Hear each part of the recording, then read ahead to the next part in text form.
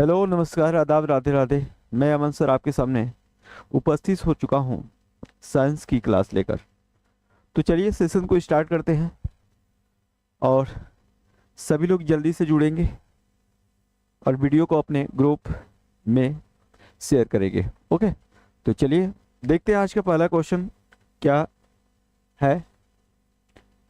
आज का पहला क्वेश्चन कह रहा है कि यदि x1 लंबाई की वस्तु का उत्तल दर्पण से बना प्रतिबिंब x2 लंबाई का हो तो x1 is less than equal to divided by x1 is less than equal to x2, x1 is less than x2, x1 is greater than x2 और x1 इक्वल टू x2। चलिए तो बताइए इस क्वेश्चन का सही ऑप्शन क्या होना चाहिए।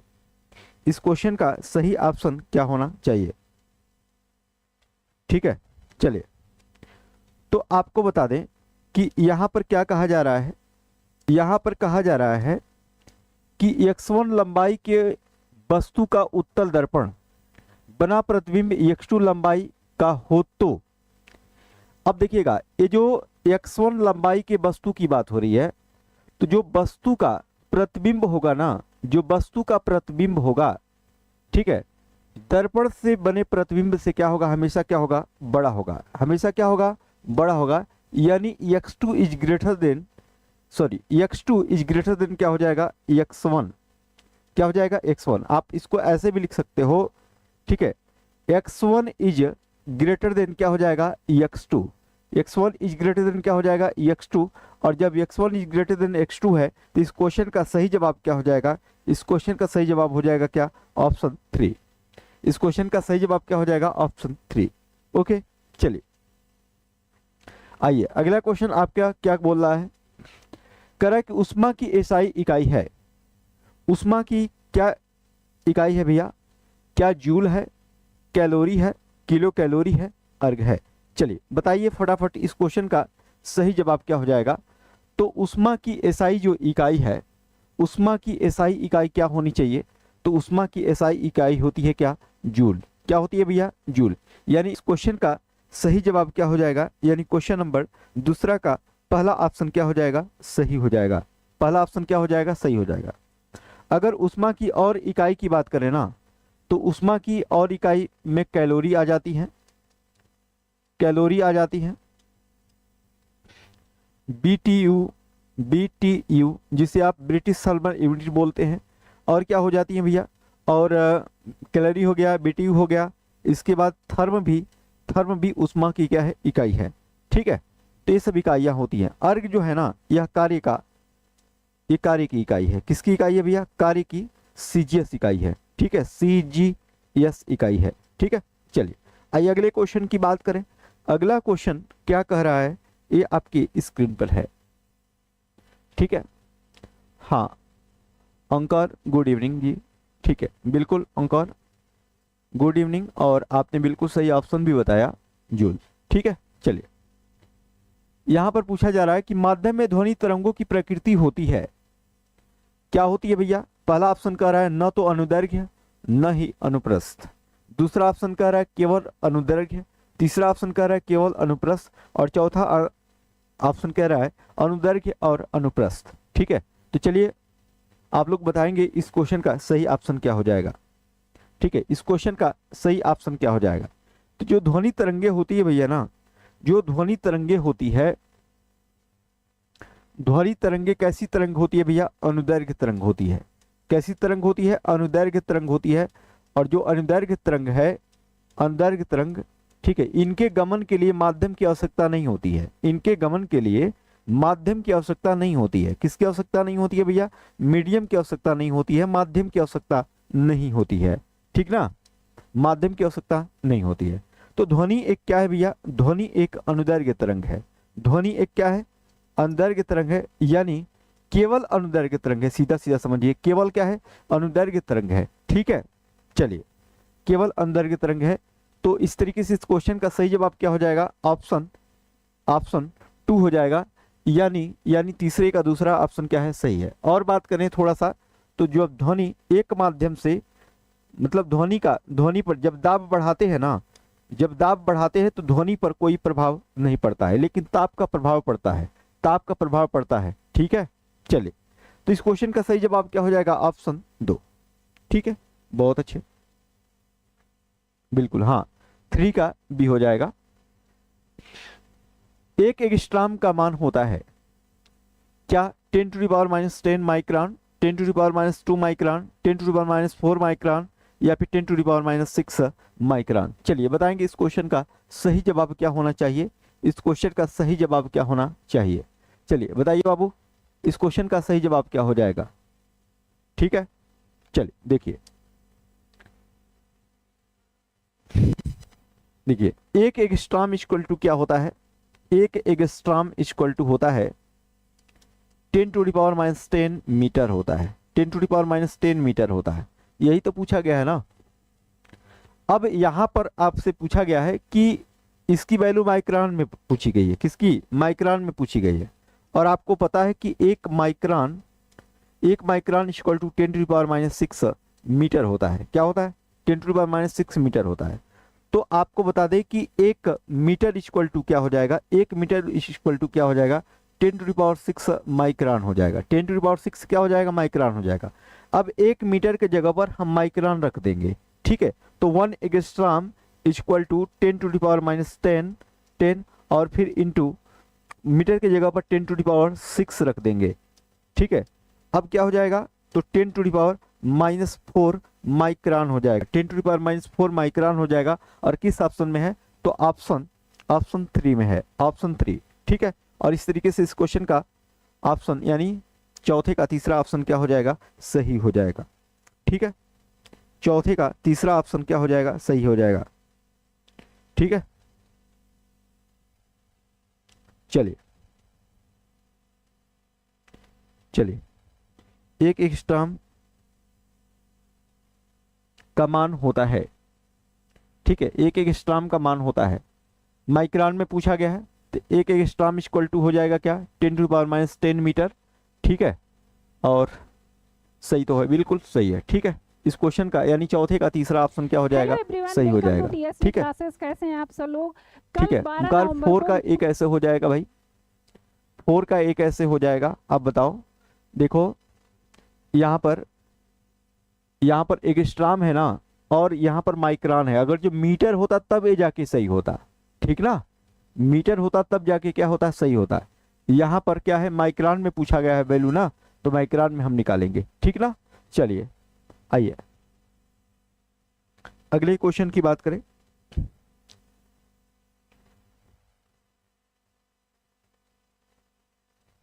चलिए आइए अगले क्वेश्चन की बात करें। अगला क्वेश्चन आपके सामने ये रहा, ध्वनि तरंग की चाल अधिकतम होती है। ध्वनि तरंग की चाल अधिकतम होती है, कहाँ होती है? निर्वात में, जल में, वायु में, इस्पात में। चलिए बताइए, अभी आपको बताया गया कि जो ध्वनि है ना, एक प्रकार की अनुदैर्घ्य तरंग है। ध्वनि एक प्रकार की क्या है भैया? अनुदैर्घ्य तरंग है, अनुदैर्घ्य तरंग है। और जब एक प्रकार की अनुदैर्घ्य तरंग है तो आपको बता दें कि इसके गमन के लिए माध्यम की आवश्यकता होगी, मीडियम की क्या होगी भैया? आवश्यकता होगी। सबसे अधिक इसकी जो चाल होती है कहाँ होती है भैया? ठोस में होती है। ठीक है, उससे कम इसकी चाल कहाँ होती है? द्रव में होती है। उससे कम इसकी चाल क्या होती है? गैस में होती है। कहाँ होती है? गैस में होती है। और आपको बता दें कि निर्वात में तो गमन ही नहीं कर सकती। जब माध्यम की आवश्यकता है तो निर्वात में गमन करने का कोई सवाल ही नहीं उठता। ठीक है, कोई सवाल ही नहीं उठता। ठीक है, तो इसकी चाल सबसे अधिक कहाँ होगी? ठोस में होगी। और यहाँ पर देख रहे हैं कि निर्वात में चल ही नहीं सकती। जल में यानी यह द्रव है, इसमें इसकी जो चाल होगी ठोस से कम होगी, यह द्रव है, वायु गैस है। ठीक है, इस्पात इस क्वेश्चन का सही जवाब हो जाएगा। यानी क्वेश्चन नंबर 5 का चौथा ऑप्शन क्या हो जाएगा? ठीक है, क्वेश्चन नंबर 5 का चौथा ऑप्शन हो जाएगा। ठीक है, हाँ, माध्यम की आवश्यकता होती है नहीं। ठीक है, बिल्कुल, जो ध्वनि है इसके गमन करने के लिए माध्यम की आवश्यकता होती है, बिल्कुल होती है बाबू।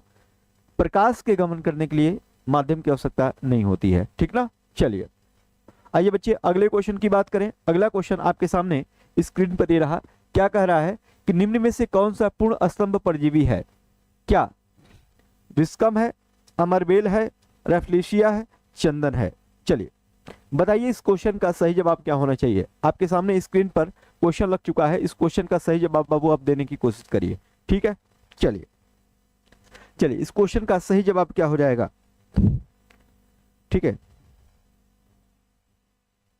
चलिए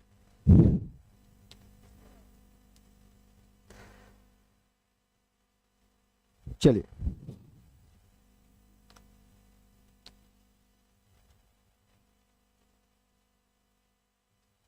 इस क्वेश्चन का सही जवाब क्या होना चाहिए।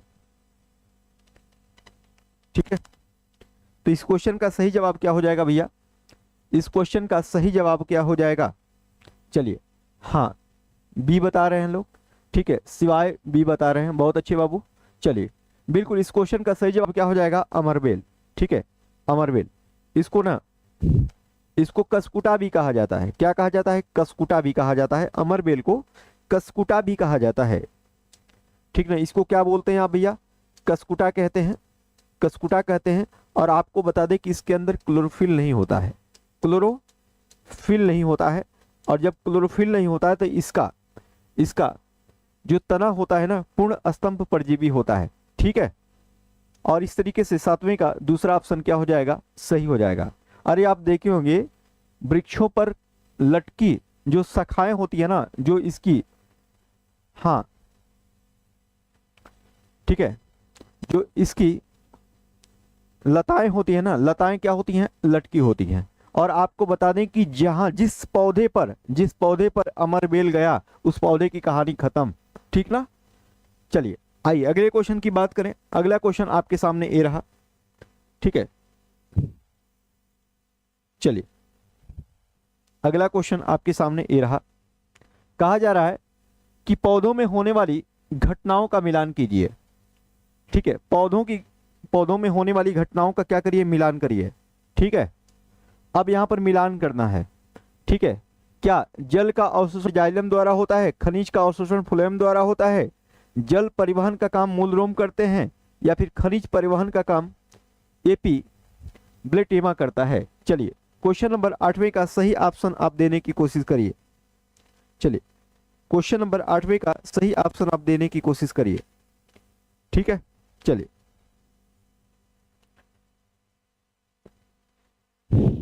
चलिए इस क्वेश्चन का सही जवाब क्या होना चाहिए। ठीक है, चलिए यहां पर आप देख सकते हैं जल अवशोषण का काम कौन करता है भैया, तो मूल रोम करता है। यानी ए का क्या हो जाएगा, 2 हो जाएगा। ए का क्या हो जाएगा, 2 हो जाएगा। खनिज अवशोषण यानी जल परिवहन का काम क्या कौन करता है भैया, तो जल परिवहन का काम कौन करता है, तो जाइलम करता है। तो सी का क्या हो जाएगा, सी का फर्स्ट हो जाएगा। सी का क्या हो जाएगा, फर्स्ट। ठीक है, उसी तरीके से खनिज परिवहन का काम कौन करता है, तो खनिज परिवहन का काम कौन करता है भैया, तो फ्लोएम करता है। तो डी का क्या हो जाएगा, डी का सेकंड हो जाएगा। डी का क्या हो जाएगा, सेकंड 2 में है तो इसको आप थर्ड कर लीजिए, मूल रोम को आप थर्ड कर लीजिए। ठीक है, तो सी का क्या हो जाएगा भैया, सी का आपका हो जाएगा क्या, जाइलम। और डी का क्या हो जाएगा, डी का फ्लोएम सेकंड हो जाएगा। डी का क्या हो जाएगा, सेकंड हो जाएगा। और आपको बता दें कि जो बी है ना, बी है, बी का क्या हो जाएगा, बी का एबिब्लेमा हो जाएगा। बी का एबिब्लेमा हो जाएगा, यानी फोर्थ ऑप्शन क्या हो जाएगा, सही हो जाएगा। यानी 3 1 2 4, 3 1 2 4। ठीक है, यानी ए का 3, सी का 1 और डी का 2 और बी का 4, यही ऑप्शन होगा क्या, सही होगा। हाँ, 3 4 1 2। ठीक है, चलिए आइए देख लीजिए अगले क्वेश्चन की बात करें। अगला क्वेश्चन आपके सामने ये रहा। स्थानिक जातियां क्या है, स्थानिक जातियां क्या है। ऑप्शन यहां पर दिया गया है, ऑप्शन दिया गया है बाबू, वे पौधे और जंतु जो सामान्य और संसार भर में फैले हों। ठीक है, वे पौधे और जंतु जो केवल एक विशिष्ट भौगोलिक क्षेत्र में पाए जाते हों। तीसरा ऑप्शन कह रहा है कि वे वन्य जातियां जो समाप्त होने की कगार पर हों। और डी ऑप्शन कह रहा है कि वे वन्य जीव जिनको शिकारियों से बचाया गया हो। चलिए बताइए इस क्वेश्चन का सही जवाब क्या हो जाएगा। स्थानिक जातियां, स्थानिक, यहाँ पर देखिएगा स्थानिक शब्द है ना, स्थानिक शब्द है। और आपको बता दें कि स्थानिक शब्द में इक प्रत्यय लगा हुआ है, यानी इस शब्द को तोड़ेंगे तो स्थान प्लस क्या होगा, स्थान प्लस इक होगा। क्या होगा, स्थान प्लस इक। स्थान की बात हो रही है, स्थान से संबंधित, इक का मतलब हो जाएगा क्या, संबंधित, स्थान से संबंधित। और जब स्थान से संबंधित होगा तो इसका मतलब क्या होगा कि वे पौधे जो एक विशेष भौगोलिक क्षेत्र में पाए जाएंगे, ठीक है, वे कहलाएंगे स्थानिक जातियां। और इस तरीके से इस क्वेश्चन का सही जवाब क्या हो जाएगा, 9वें का 2। और हम देख रहे हैं कि सिवाय इस क्वेश्चन का जवाब पहले ही बता लिए हैं, बहुत अच्छे सिवाय। ठीक है, चलिए आइए अगले क्वेश्चन की बात करें। अगला क्वेश्चन आपके सामने स्क्रीन पर ये रहा। कहा जा रहा है कि पौधे में मादा जननांग के भागों का व्यवस्थित क्रम है। चलिए इस क्वेश्चन का जवाब बताइएगा। पौधे में मादा जननांग के भागों का व्यवस्थित क्रम है।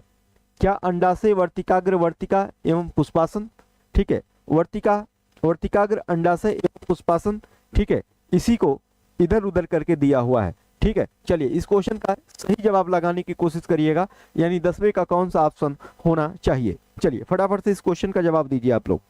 ठीक है, चलिए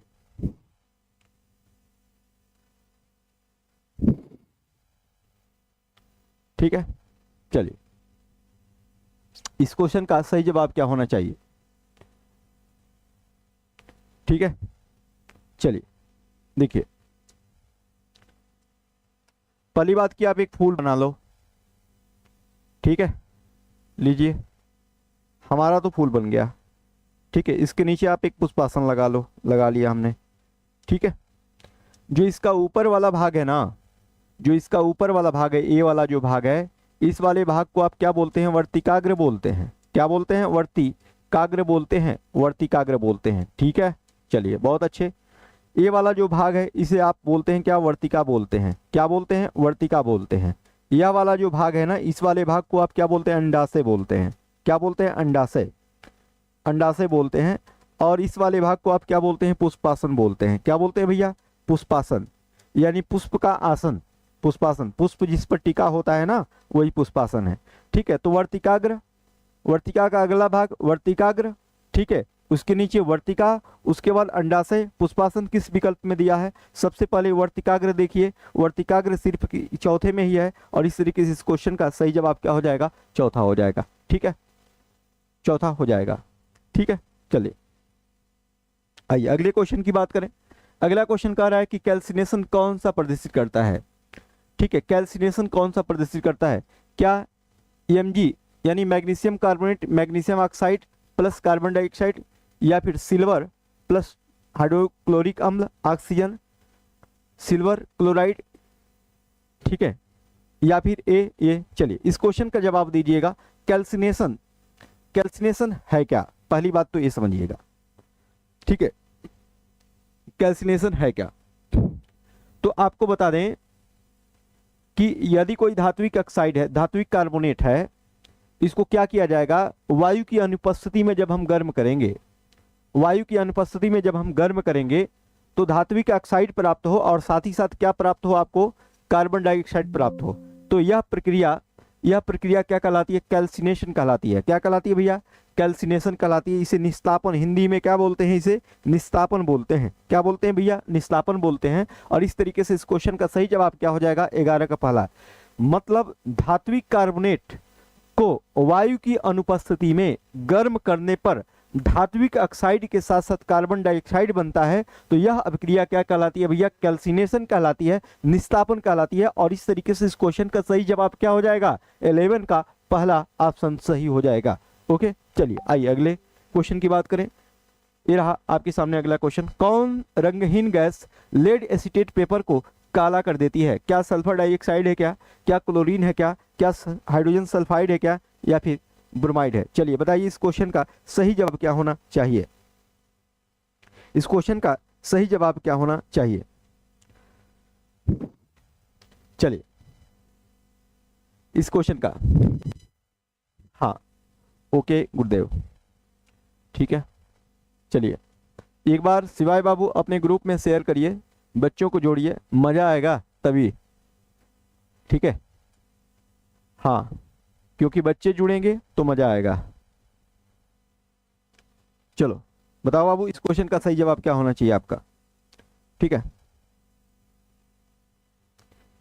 ठीक है। देखिए यहां पर रंगहीन गैस लेड एसिडेट पेपर को काला कर देती है, यानी इसमें देखिएगा, इसमें रंगहीन की बात हो रही है, तो रंगहीन ए मतलब सब रंगहीन है।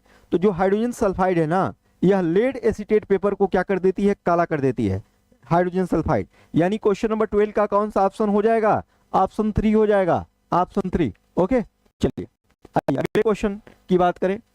ये जो आप क्लोरीन बता रहे हो बाबू, ठीक है, अंकुर है, क्या है, जो भी हो, क्लोरीन यह फूलों का रंग उड़ाने वाली गैस है। ठीक है, यह फूलों का रंग उड़ाने वाली गैस है, इसे क्रैकिंग गैस कहा जाता है। इसे क्रैकिंग गैस, सल्फर डाइऑक्साइड को क्या कहा जाता है? Cracking gas. और क्लोरीन को कहा जाता है फूलों का रंग उड़ाने वाली गैस। और यह क्या करती है कि स्विमिंग पूल के तरणक ताल के जीवाणुओं को मारने के भी काम आती है ब्लीचिंग पाउडर के द्वारा। ओके, चलिए आइए अगले क्वेश्चन की बात करें। अगला क्वेश्चन आपके सामने यह है कि निम्न में यौगिक पर विचार कीजिए। BF3 पहला है क्या? BF3 दूसरा है क्या? IF7 तीसरा है क्या? कार्बन डाइऑक्साइड और चौथा है क्या? Phosphorus pentachloride. चलिए तो बताइए इस क्वेश्चन का जवाब। इसमें से इलेक्ट्रॉन स्नेही की बात कर रहा है, किसकी बात कर रहा है भैया? इलेक्ट्रॉन स्नेही की बात कर रहा है। चलिए इस क्वेश्चन का जवाब आप देने की कोशिश करिए, इस क्वेश्चन का जवाब देने की कोशिश करिए।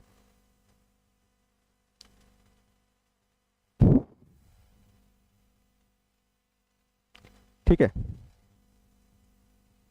चलिए इस क्वेश्चन का सही जवाब क्या हो जाएगा? तो आपको बता दें कि यहां पर इलेक्ट्रॉन स्नेही की बात किया जा रहा है। इलेक्ट्रॉन स्नेही, नाम से पता चला इलेक्ट्रॉन स्नेही, इलेक्ट्रॉन से इनका क्या है? स्नेह है। ठीक है, इलेक्ट्रॉन से स्नेह है। तो इलेक्ट्रॉन स्नेही यौगिक वे यौगिक होते हैं ना, जो अपने ही जैसे यौगिकों को इलेक्ट्रॉन देने में कोई प्रॉब्लम नहीं होती है। ठीक है, उनको कहा जाता है क्या? इलेक्ट्रॉन स्नेही। और आपको बता दें कि यहाँ पर ये चारों के चारों क्या है? इलेक्ट्रॉन स्नेही है। और इस तरीके से इस क्वेश्चन का सही जवाब क्या हो जाएगा? ऑप्शन पहला हो जाएगा, यानी 13 का पहला ऑप्शन क्या हो जाएगा? स्नेही हो जाएगा। ठीक है, मतलब इलेक्ट्रॉन स्नेही भैया आपका जिससे स्नेह होता है, तो क्या आप उसको कुछ देने में घबराते हो क्या?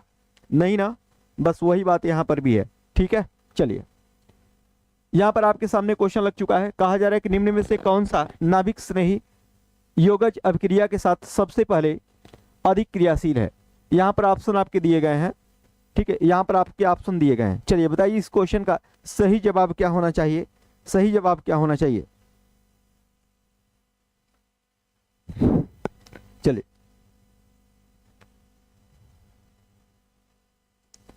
चलिए बताइए इस क्वेश्चन का सही जवाब क्या होना चाहिए?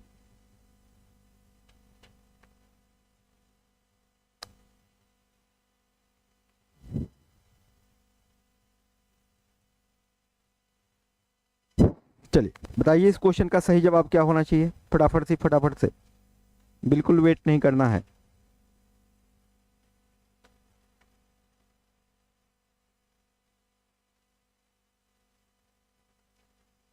चलिए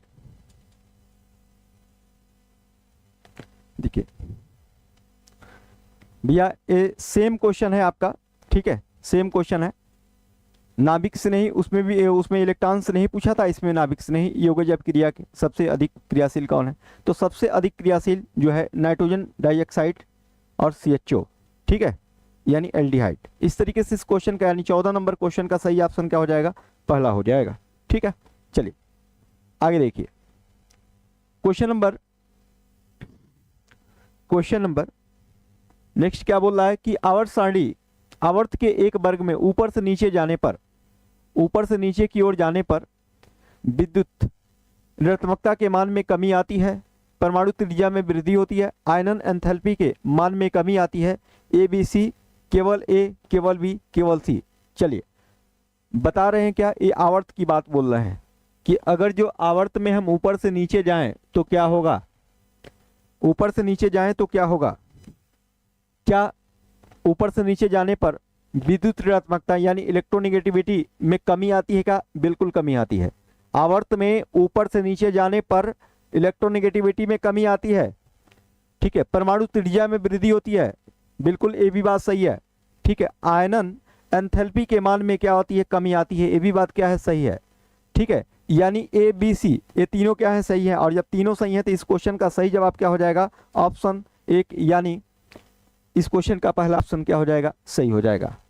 ठीक है। चलिए बहुत अच्छे, आइए अगले क्वेश्चन की बात करें। हाँ बिल्कुल, ये सिवाय यही होगा। आइए अगले क्वेश्चन की बात करें। अगला क्वेश्चन कह रहा है कि निम्नलिखित में से कौन सा विद्युत चुंबकीय तरंग नहीं है। विद्युत चुंबकीय तरंग नहीं है, कौन नहीं है भैया, क्या अवरक्त है, यक्ष किरणें हैं, सूक्ष्म तरंगे हैं, पराश्रव्य है, कौन है जो इसमें इलेक्ट्रोमैग्नेटिक वेव नहीं है। चलिए बताइए इस क्वेश्चन का जवाब क्या हो जाएगा। क्वेश्चन नंबर 16 का सही जवाब क्या होना चाहिए।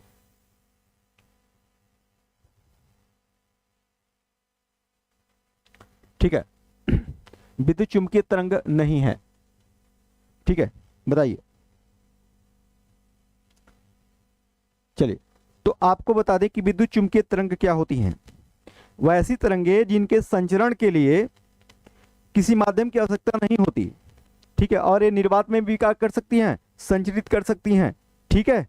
वे होती हैं क्या, विद्युत चुंबकीय तरंगे। और आप देख सकते हैं कि यहाँ पर अवरक्त भी क्या है, विद्युत चुंबकीय तरंग है, यक्ष किरणें भी विद्युत चुंबकीय तरंग है, सूक्ष्म तरंग भी है, पराश्रव्य नहीं है। और जब पराश्रव्य नहीं है तो इस क्वेश्चन का सही जवाब क्या हो जाएगा, 16 का चौथा ऑप्शन हो जाएगा। पराश्रव्य है क्या भैया, यह एक ध्वनि का रूप है। और ध्वनि क्या है, अनुदैर्घ्य तरंग है। और अनुदैर्घ्य तरंगों को गमन करने के लिए मीडियम की आवश्यकता होती है, लेकिन विद्युत चुंबकीय तरंगों में गमन करने के लिए मीडियम की आवश्यकता नहीं है। मीडियम की आवश्यकता नहीं होती है तो अवरक्त, यक्ष किरणें, सूक्ष्म तरंगे बिना मीडियम के गमन करती हैं। लेकिन पराश्रव्य जो ध्वनि होती है इसको गमन करने के लिए मीडियम की आवश्यकता होती है। और इस तरीके से इस क्वेश्चन का सही जवाब क्या हो जाएगा, चौथा, यानी 16 का चौथा ऑप्शन सही है। चलिए आइए अगले क्वेश्चन की बात करें। पृथ्वी के चुंबकीय भूमध्य रेखा पर नति कोण का मान होता है, क्या 180 डिग्री होता है, क्या 0 डिग्री होता है, क्या 45 डिग्री होता है, या फिर 90 डिग्री होता है। चलिए बताइए इस क्वेश्चन का सही जवाब क्या हो जाएगा। 17 का कौन सा ऑप्शन सही होना चाहिए। पृथ्वी के चुंबकीय भूमध्य रेखा पर नति कोण मतलब झुकाव का मान होता है।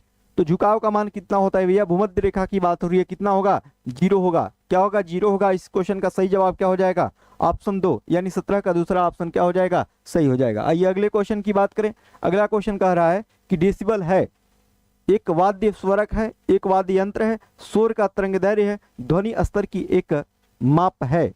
चलिए बताइए इस क्वेश्चन का सही जवाब क्या होना चाहिए। डेसिबल है क्या, दुनिया को पता है डेसिबल क्या है, हाँ 0 डिग्री। दुनिया को पता है कि डेसिबल क्या है, बताइए डेसिबल। ठीक है।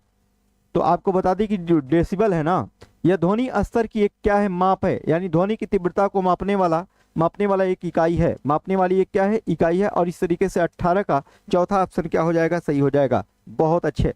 ठीक है।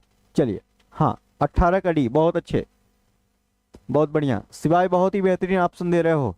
ठीक है। चलिए आइए अगले क्वेश्चन की बात करें। अगला क्वेश्चन आपके सामने है कि किरचॉफ धारा नियम किसके संरक्षण पर आधारित है। क्या इनमें से कोई नहीं, संवेग, द्रव्यमान, आवेश। ठीक है। बताइए इस क्वेश्चन का जवाब क्या हो जाएगा। 19 का कौन सा ऑप्शन सही होना चाहिए। 19 का कौन सा ऑप्शन सही होना चाहिए। ठीक है।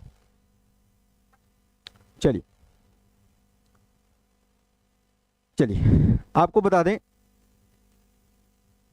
बता दें कि ये जो ऑप्शन है, ये जो क्वेश्चन है, ये किरचॉफ के नियम पर आधारित है। किरचॉफ के नियम की बात हो रही है। तो जो किरचॉफ का नियम है ना भैया, यह आवेश संरक्षण के सिद्धांत पर काम करता है। किसके सिद्धांत पर काम करता है, आवेश संरक्षण के सिद्धांत पर काम करता है। ठीक है। जब आवेश संरक्षण के सिद्धांत पर काम करेगा तो इस क्वेश्चन का सही जवाब क्या हो जाएगा, ऑप्शन 4, यानी 19 का चौथा ऑप्शन क्या हो जाएगा, सही हो जाएगा। बहुत बढ़िया। चलिए आइए अगले क्वेश्चन की बात करें। बोला जा रहा है कि m द्रव्यमान के एक कण की गतिज ऊर्जा E है, इसका संवेग होगा। चलिए बताइए, क्या √2 me होगा, 1/2 me होगा, 2 me होगा, √1 √1/2 me होगा। चलिए बताइए इस क्वेश्चन का सही जवाब क्या होना चाहिए। इस क्वेश्चन का सही जवाब क्या होना चाहिए। ठीक है। चलिए बताइए इस क्वेश्चन का सही जवाब क्या होना चाहिए।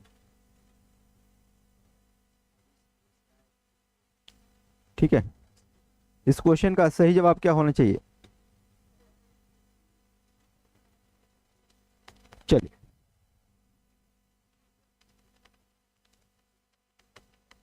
चलिए बताइए फटाफट से इस क्वेश्चन का जवाब क्या हो जाएगा। ठीक है, इस क्वेश्चन का सही जवाब क्या हो जाएगा? संवेग होगा। तो संवेग क्या हो जाएगा भैया? √2 me। ठीक है, चलिए बहुत बढ़िया। आइए अगले क्वेश्चन की बात करें। हाँ, अगला क्वेश्चन है, अयस्क कॉपर पाइराइट का संदर्भ किया जाता है, इनमें से कोई नहीं, चुंबकीय विधि के द्वारा, फिल्म उत्प्लवन विधि के द्वारा, गुरुत्वीय विधि के द्वारा। चलिए बताइए इस क्वेश्चन का जवाब क्या हो जाएगा? इस क्वेश्चन का जवाब क्या होना चाहिए? ठीक है, इस क्वेश्चन तो कॉपर पाइराइट इसे झूठा सोना कहते हैं। ठीक है, का संदर्भ किसके द्वारा होता है? तो फेन उत्प्लवन विधि द्वारा, फेन फ्लवन विधि होता है, फेन। ठीक है, यानी इस क्वेश्चन का तीसरा ऑप्शन क्या हो जाएगा? सही हो जाएगा। ठीक है, चलिए आइए अगले क्वेश्चन की बात करें। अगला क्वेश्चन आपके सामने ये रहा। क्या बोल रहा है भैया अगला क्वेश्चन? अगला क्वेश्चन क्या बोल रहा है?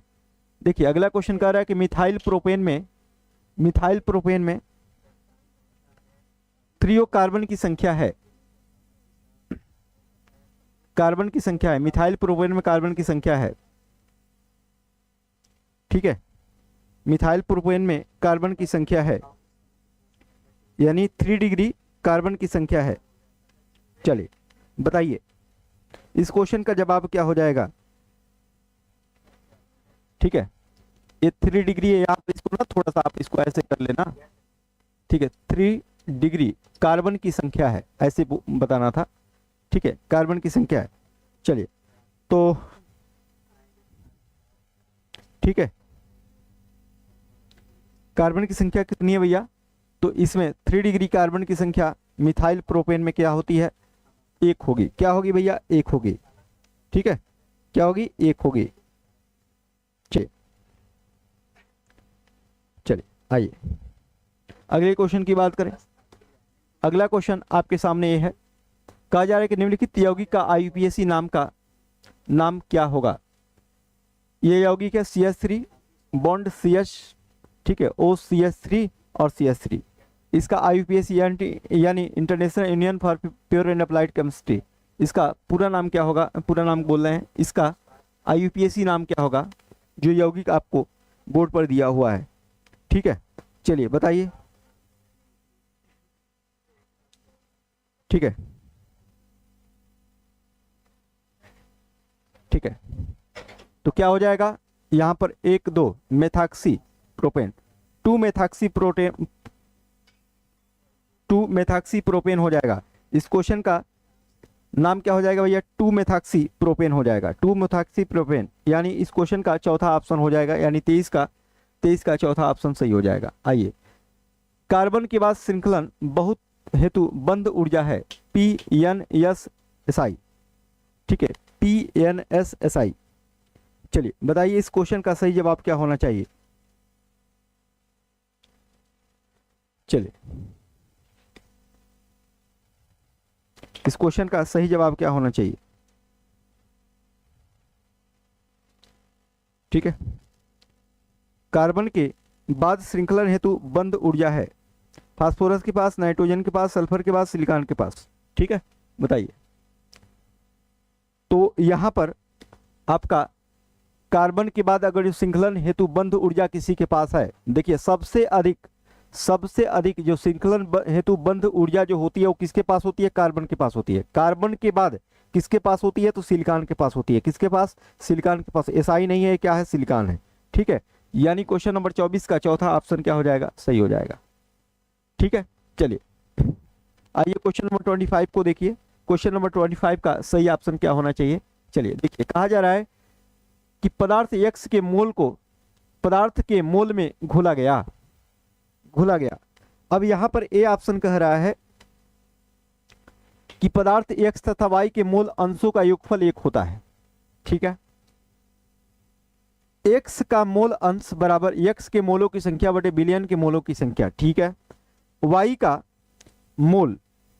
मोल अंश NY बटे NX प्लस NY, और X का मोल जो होता है, ठीक है, NX बटे NX प्लस NY होता है।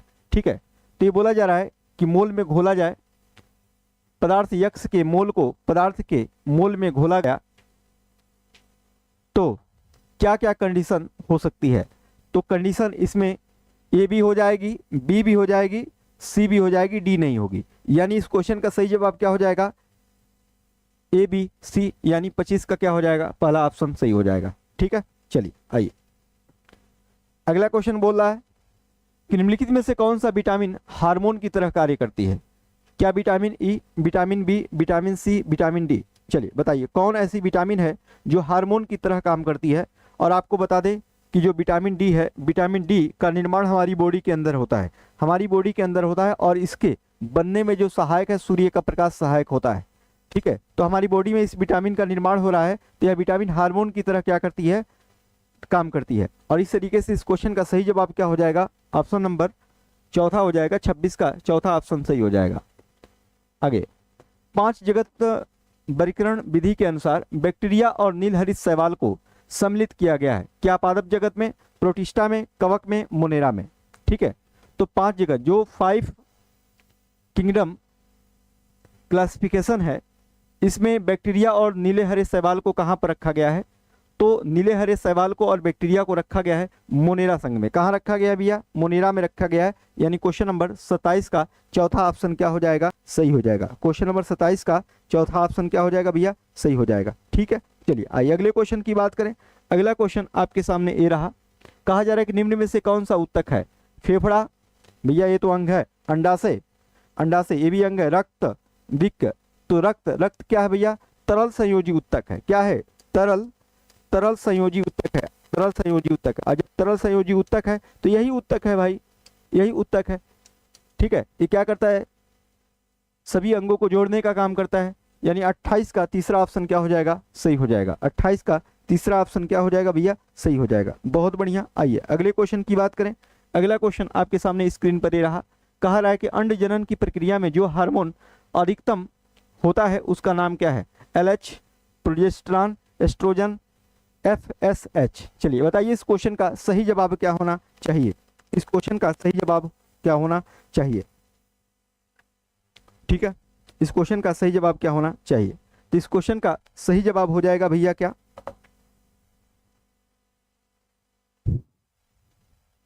LH, luteinizing hormone. ठीक है, क्या हो जाएगा भैया, LH हो जाएगा, LH बोले तो ल्यूटिनाइजिंग हार्मोन हो जाएगा। यानी 29 का पहला ऑप्शन क्या हो जाएगा, सही हो जाएगा। ठीक है, हिपोकैम्पस है एक स्तनधारी सिलेंट्रेट प्रोटोकार्डिट मीन। तो हिपोकैम्पस इसे आप समुद्री घोड़ा या फिर अश्वमीन भी बोलते हैं। इसे क्या बोलते हैं भैया, अश्वमीन भी बोलते हैं, समुद्री घोड़ा आप इसे बोलते हैं, अश्वमीन कहते हैं। ठीक है, और वास्तविक यह मछली है, वास्तविक यह मछली है, मछली है वास्तविक मछली है। और जब मछली है तो मछली को आप मीन भी बोलते हैं। तो इस क्वेश्चन का सही जवाब क्या हो जाएगा, मीन, यानी 30 का चौथा ऑप्शन क्या हो जाएगा, सही हो जाएगा। बहुत बढ़िया, आइए ठीक है, चलिए यहाँ पर देख रहे हैं आप UPTET 2026 junior level junior batch जो संघर्ष बैच के नाम से है। ठीक है, स्टार्ट हो चुका है। आपको क्या क्या फैसिलिटी मिलेंगी, live recorded classes, PDF, test series, practice set, doubt classes और प्रिंटेड कंटेंट आपको मिलेंगे। ठीक है, चलिए वही चीज़ यहाँ पर है, इसको भी आप देख लीजिए। किसी भी क्वेरी के लिए दिए गए नंबर पर आप कांटेक्ट कर सकते हैं। ठीक है, वही चीज़ है। तो बहुत अच्छे, हमारे यहाँ ये बैच चल रहे हैं, CTET, UPTET, estate, TGT, PGT, ये सारे बैच चल रहे हैं। ठीक है, तो भरोसे का प्रतीक, थैंक्स फॉर वाचिंग। ठीक है, एक बार फिर से हाँ, द स्मार्ट विजन क्लासेस की तरफ से सबको तहे दिल से धन्यवाद। Thank you, tata, bye bye.